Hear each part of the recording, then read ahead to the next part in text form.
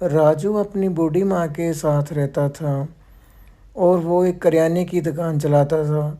वो जितना भी बचत कर लेता, सभी बचत उसकी माँ की बीमारी में चली जाती, जिस कारण राजू की इतनी उम्र हो जाने के कारण भी राजू की अभी तक शादी नहीं हो पाई थी, जिस कारण राजू बहुत परेशान रहता था। राजू बेटा, आज थोड़ा काम से जल्दी घर आ जाना। मैंने तुम्हारी मौसी से बात की थी। उन्होंने बताया है कि पास के गांव में एक लड़की है। शायद उसी के सिलसिले में मौसी शाम को अपने घर रहने के लिए आएगी। ओ मेरी बोली माँ, मैंने पहले ही तुम्हें बताया है कि जब तक मैं तुम्हारा इलाज नहीं करवा लेता, तब तक मैं अपने बारे में कुछ भी नहीं सोच सकता। पहले तुम्हें अच्छी तरह से ठीक होना होगा, चाहे उसके लिए मुझे कितनी भी मेहनत करनी पड़े और चाहे उसके लिए मुझे सारी उम्र कुंवारा रहना पड़ जाए। इतना समझाने पर भी राजू अपनी माँ की एक बात नहीं सुनता है और काम के लिए अपनी दुकान की ओर चल पड़ता है। राजू ने जितनी भी बचत की थी वो सभी दवाइयों में चली गई थी और राजू ने अपने गांव के ही सेठ से कर्जा ले रखा था। अभी तक वो वापस नहीं कर पाया, जिस कारण वो बहुत ही टेंशन में रहता था। इसी तरह कुछ दिन बाद सेठ अपने आदमी को साथ लेकर राजू से अपना पैसा वापस लेने के लिए उसकी दुकान पर आता है। अरे राजू, जब तुमने मुझसे कर्जा लिया था तो बोला था कि 1 महीने में पूरे का पूरा लौटा दूंगा। अभी तक तुमने एक पैसा नहीं लौटाया है और कल 1 महीना पूरा हो चुका। अभी मैं बोलता हूँ कि 2 दिन में मेरा पैसा मुझको वापस चाहिए। अरे सेठ जी, क्या बताऊं आपको। मैंने आपके लिए जो बचा कर रखा था वो सभी माँ के इलाज में खर्च हो गया है। अभी तो मेरे से घर का खाना खाने के लिए भी पैसा नहीं बचा है। कृपा करके सेठ जी मुझे 1 महीने का और टाइम दीजिए। अरे राजू, बिल्कुल भी नहीं। तुम्हें सिर्फ 2 दिन का वक्त देता हूँ। अगर तुमने 2 दिन में मेरा पैसा नहीं लौटाया तो तुम्हारी दुकान और तुम्हारे घर पर मेरा ही अधिकार होगा। इतना बोलकर सेठ वहाँ से चलने लग जाता है और राजू यही सोच रहा था कि 2 दिन में वो सेठ का पैसा कैसे चुकाएगा। शाम को जब राजू घर वापस लौटता है तो देखता है कि उसके पड़ोसी उसके घर में हैं और उसकी माँ नीचे गिरी पड़ी हुई होती है। क्या बात है, आप इस तरह क्यों इकट्ठा हुए हैं और माँ को क्या हुआ है? वो नीचे इस तरह क्यों गिरी पड़ी हुई है? बताओ मुझे क्या हुआ है इसे। अरे क्या बताऊँ राजू बेटा, मैंने बाहर से जानकी बहन को आवाज़ लगाई लेकिन अंदर से कोई आवाज़ नहीं आ रही थी। जब मैंने अंदर आकर देखा तो जानकी बहन नीचे गिरी पड़ी थी और जब हमने पास आकर देखा तो वो मरी पड़ी हुई थी नीचे।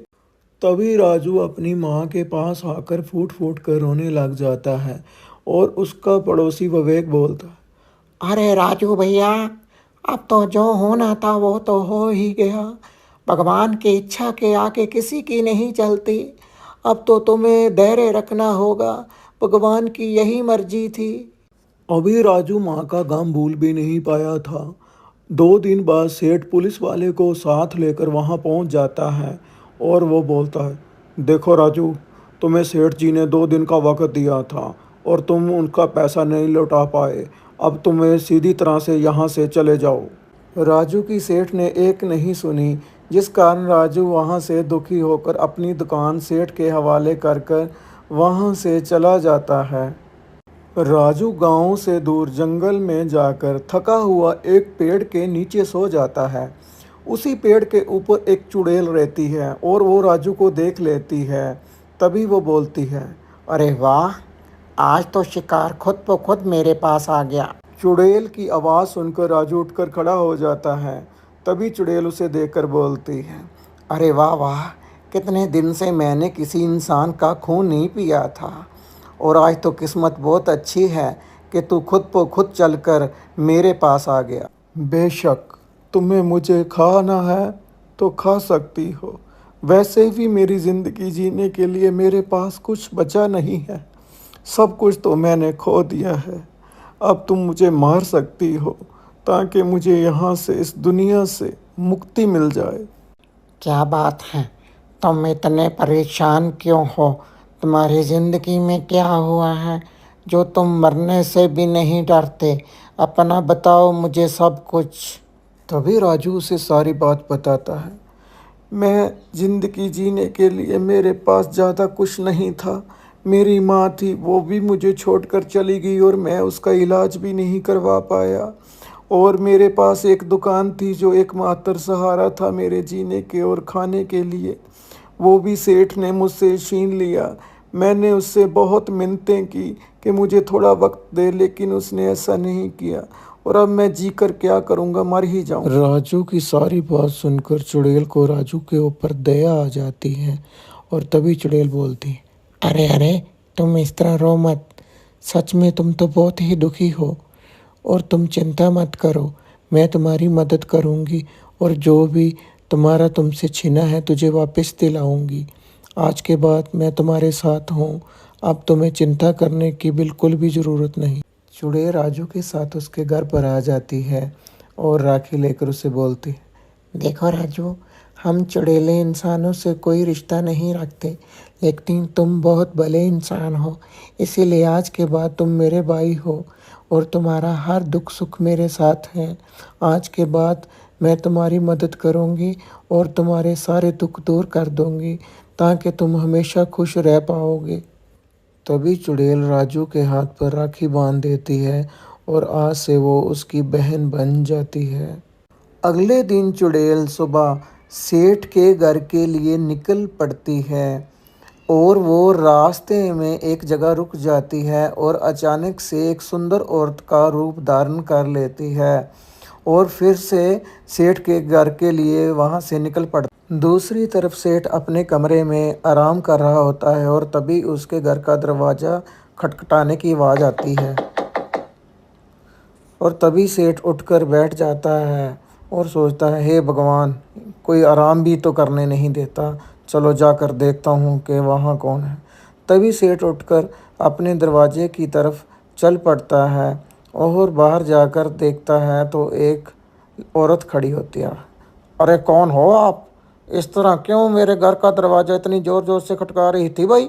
माफ़ करना सेठ जी, मैं पड़ोस के गांव में रहती हूँ और मेरी सहेली की शादी है, इसीलिए मैं कुछ गहने साथ में लेकर आई थी उसे देने के लिए। लेकिन लगता है कि मेरा कोई पीछा कर रहा है, इसीलिए मैंने चाहती हूँ कि ये गहने आप रख लीजिए और मैं कल आकर ले जाऊँगी। आपकी बहुत ही कृपा होगी सेठ जी, ये गहने रख लीजिए। इतनी बात सुनकर सेठ के मन में लालच आ जाता है और वो तभी भी बोलता है, अरे क्यों नहीं क्यों नहीं, ये तो अपना ही घर समझिए, अंदर आइए, आप बिल्कुल सही आदमी के पास आए हो। अंदर आकर वो औरत बोलती है, ये लिए सेठ जी, ये गहने आप संभाल कर रख लीजिए। कल मैं सुबह आकर इन गहनों को ले जाऊंगी और सेठ जी आपकी बहुत बहुत मेहरबानी है।